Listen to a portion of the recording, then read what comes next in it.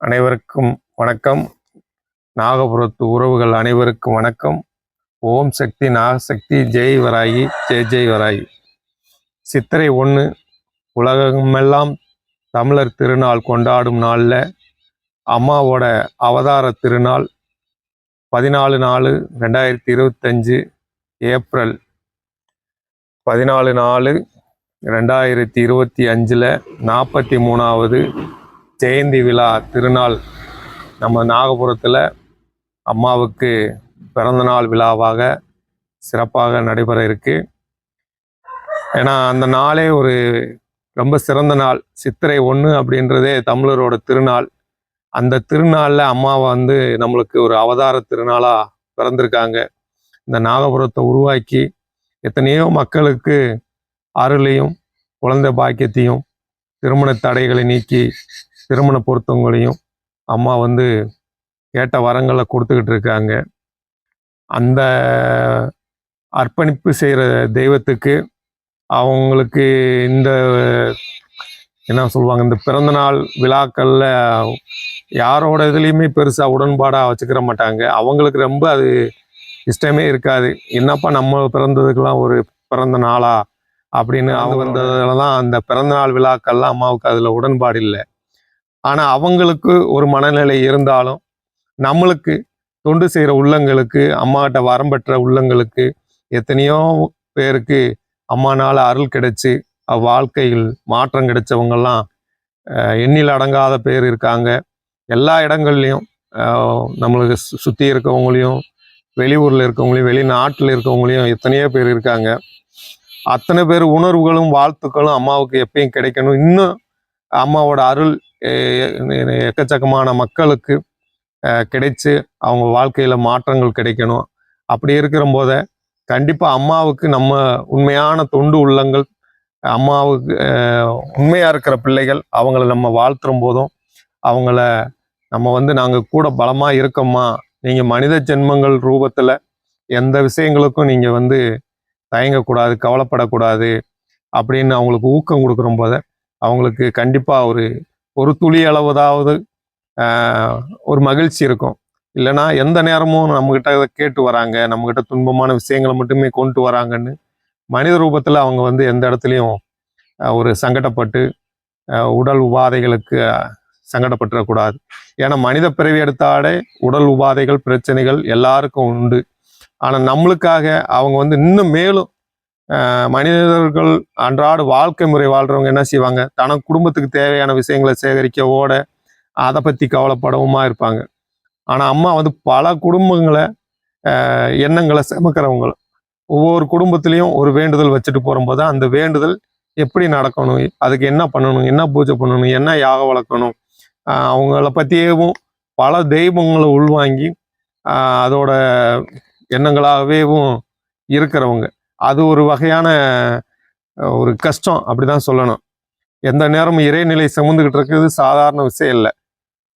நம்ம மனிதருக்கு மட்டும் நம்மளுக்கான விஷயங்களும் சுமந்து நம்மளுக்கான புலம்பல்களை புலம்பி அதுவே பெரிய கஷ்டம் அப்படின்னு நம்ம நினச்சிக்கிட்டு இருப்போம். இறையை உள்வாங்குற போத அதை விட இன்னும் நிறையா விஷயங்கள்லாம் அதுக்கு சிரமத்துக்கு ஆளாகணும். அப்படி அம்மா நம்மளுக்காக வர்ற பிள்ளைகளுக்காக எவ்வளவோ செய்கிற போத இந்த ஒரு நாளில் நம்ம அவங்கள வாழ்த்தி அவங்ககிட்ட ஆசீர்வாதம் வாங்கிறது ரொம்ப சிறப்பு. அம்மாவுக்கு ஒரு 2 டைம் தான் பாத பூஜை பண்ணுறதுக்கு அனுமதி கொடுப்பாங்க. ஒன்று திருவிழாவில் அந்த இறை அருள் அந்த நாகமாலும் வராகியும் தன் மேலே இறங்கி அந்த திருவிழாவை நடத்திக்கிட்டு இருக்கும் போத அவங்களுக்குள்ள இருந்து ரொம்ப அவங்க அந்த பாத பூஜைக்கு அனுமதிப்பாங்க. இந்த பிறந்தநாள் விழாவில் இங்கே இருக்கிற தெய்வங்களை சுமக்கிறவங்க அவங்களுக்கு அன்னைக்கு நம்ம ஒரு தனி மனிதராக அவங்கள பார்க்கவே இல்லை. இங்கே இருக்கிற இறை சக்திகள்னு ஒரு ரூபமாக தான் அவங்கள பார்க்குறோம். அவங்களுக்கு நம்ம பாத பூஜை பண்ணுறோம். அன்னைக்கு அந்த பாத பூஜை பண்ணுறவங்களுக்கும் ஒரு பெரிய பாக்கியம் இருக்குது. அன்னைக்கு மட்டும்தான் அதுக்கு அனுமதி. அதுக்கு இடையில நீங்கள் எப்போ தனிப்பட்டு நான் அம்மாவுக்கு பாத பூஜை பண்ணுறேன்னா கூட அதுக்கான அனுமதி இல்லை. கண்டிப்பாக அதை நம்ம உறவுகள் எல்லாரும் பயன்படுத்திக்கிங்க. இப்போ எல்லாரும் தன் குடும்பத்துக்கு ஏதாவது ஒரு சிரமங்கள் இருக்கும்போது அதை பெரும் மலையாள அளவுக்கு ஒரு கவலையாக வெளிப்படுத்துகிற உள்ளங்கள் நிறையா நம்ம பார்க்குறோம். ஆனால் அம்மா என்ன கவலைப்படுவாங்க, ஒரு அன்னதானத்துக்கு கொஞ்சம் குறைவாக இருக்கே, நாளைக்கு அன்னதானத்துக்கு நம்ம என்ன செய்ய போகிறோம், இந்த மலைவாழ் மக்களுக்கு வேற உணவு கொடுக்குறேன்னு சொல்லிட்டு வந்திருக்கேன், அது வேற தள்ளி போய்கிட்டே இருக்கு, அதுக்கு என்ன செய்ய போறோம், அந்த வகையாவே அவங்க கவலைப்பட்டுக்கிட்டு இருப்பாங்க. அப்படி மக்களுக்காக வாழ்றவங்கள நம்ம வாழுங்காலத்திலே அவங்கள கொண்டாடணும், உண்மையான அவங்க செய்கிற சேவையை பாராட்டணும், அவங்கள போற்றி பாதுகாக்கணும். இல்லாத காலத்தில் அவங்கள பற்றி போற்றுவதும் பாராட்டுவதும், அவங்களுக்கு நம்ம வந்து அடுத்து பெருசாக கோவில் கட்டுவதும் அது சரியாக இருக்குமான்னு தெரியல. அதனால் எப்பயுமே நல்ல மனிதர்களையும் நல்ல செயல் செய்கிறவங்களையும் வாழும் காலத்திலே பாராட்டி அவங்களுக்கு உண்டான ஒரு மரியாதையை செய்கிற போத அவங்க இன்னும் அடுத்தடுத்து நல்ல மனிதர்கள் தோன்றுவதற்கும் நல்ல அருள் கிடைப்பதற்கும் இறைவன் வழி செல்வதற்கும் ரொம்ப சிறப்பாக இருக்கும். எல்லாரும் உங்கள் எல்லோரும் சார்பாக, நாகபுரத்தின் உறவுகள் சார்பாக அம்மாவை வந்து அவங்களோட செயலை சொல்வதற்கு வார்த்தை இல்லை. ஏன்னா உணர்வுபூர்வமாக இன்னும் ஆழமாக அவங்க படுற கஷ்டங்களையும் அவங்க கடந்து வந்த பாதைகளையும் ஒவ்வொரு அன்னதானத்துக்கு அவங்க சிரமப்படுறதையும் இல்லை அந்த சிரமப்பட்டாலும் அதில் அடையிற சந்தோஷங்களையும் நினைக்கிற போத சொல்றதுக்கு வார்த்தை இல்லை, அவ்வளவு விஷயங்கள் இருக்கு. இப்போ கூட ஜெயஸ்ரீ அம்மா வந்து ஒரு எடுத்துக்காட்டா சொல்லியிருந்தாங்க. அந்த கடிதத்தை வச்சு கூட நான் இந்த வீடியோ பதிவு பண்ணலாம்னு நினச்சிக்கிட்டு இருந்தேன். அப்புறம் அந்த கடிதத்தை எடுக்காம வந்துட்டேன். ஏன்னா ஒவ்வொரு விஷயத்தையும் அவங்க வந்து அவ்வளவு ஆழமாக யோசிக்கிறாங்க. நம்ம இங்கே கூட இருந்து கண்ணில் பார்க்கறதுனால இன்னும் வந்து ரொம்ப உணர்வாக அதை யோசிக்கிற போத வந்து வார்த்தைகளே வராது, அது ரொம்ப கஷ்டமாக போகும். அது ஒரு ஒரு அடிப்படையான விஷயங்களை சொல்லி போகும்போது மாதிரி நான் சரியாக இருக்கும். ரொம்ப உணர்வாக அம்மாவோட கஷ்டங்கள், இந்த ஆலய பணிக்கு இந்த கோவில் வந்து போன ஆண்டு இதே போல் தை 24 பூமி பூஜை போட்டாங்க. யாருமே வந்து பூமி பூஜை போட்டு அருள் இறங்கி பூமியை அடித்து சத்தியம் பண்ண மாட்டாங்க. இயல்பா இறைவனோட அருளால் எப்படி நடக்கணுமோ நடக்கணும் அப்படின்னு நினைப்பாங்க. ஆனால் அம்மா வந்து ஒரு ஆண்டு முடிவு அடையங்குள்ளே நான் இந்த ஆலயத்தை கட்டி முடிப்பேன்னு ஒரு பூமியை பழக்கிற அளவுக்கு சத்தியம் பண்ணி சொன்னாங்க. கரெக்டாக ஒரு 8 மாத காலத்தில் நம்ம நாகம்மாளுக்கும் வராயி அம்மாவுக்கும் ஆலயம் சிறப்பாக எழும்பி கும்பாபிஷேகம் சிறப்பாக நடந்து திருவிழாவும் சிறப்பாக நடந்துச்சு.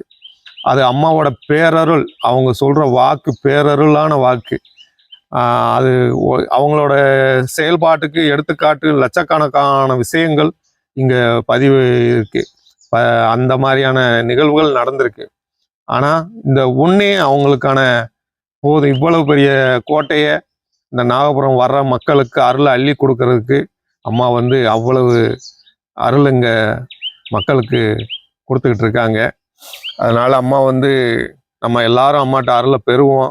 கடிதத்தில் ஜெயஸ்ரீ அம்மா கடிதத்தில் சொன்னது மாதிரி எங்கேயோ இருந்துக்கிட்டு ஒரு காணிக்கை 11 ரூபான்னு சொல்கிறத கூட அதை சரியாக பயன்படுத்தாமல் டைப் பண்ணி விட்டுட்டு இருக்கவங்களுக்கு கூட அம்மாவோட அருள் அவங்களுக்காக வேண்டி கடிதம் எழுதி பாதத்தில் சமரித்து பூஜை பண்ணி அம்மா வந்து அவ்வளவு சேவைகளை அன்னதானமோ இல்லை வேண்டுதல் கடிதமோ அவங்களுக்காக யாக வளர்க்குறதோ அவ்வளவு ஒவ்வொரு காரியங்களும் பார்த்து பார்த்து செஞ்சுக்கிட்டு இருக்காங்க. தனக்குன்னு சேகரிக்கணும், அன்றாடு சம்பாதிக்கணும், வர்றவங்கள்ட்டெல்லாம் வாக்கு சொல்லணும் அப்படின்னு வாக்குக்காக விளம்பரம் கொடுக்கணும் அப்படின்லாம் இருந்தால் அது வேற வகையானது.